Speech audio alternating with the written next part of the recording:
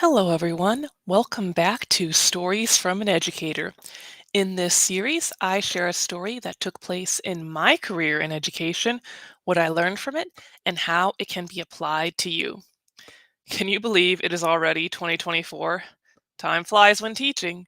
However, the next few months are what I like to call standardized testing season. Starting in January, there are a myriad of standardized tests that students complete at all grade levels. This video is another one where I do not have a specific story, but rather some general guidance when it comes to computer-based testing. When dealing with standardized tests, it can be stressful. Whatever your role may be, if something goes wrong, it is easy to become caught in a panic spiral. I have experienced this type of spiral many times in my career. In order to exit it, here is what I have done. First, if there's a problem with the test, I pause.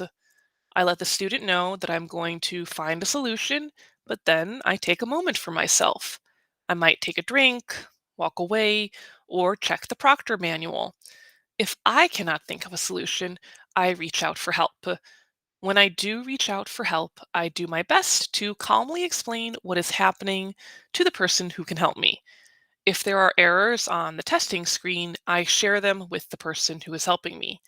By doing so, I can work towards the solution and get the student back on track. Remember, you are doing your best with the knowledge you have at the time.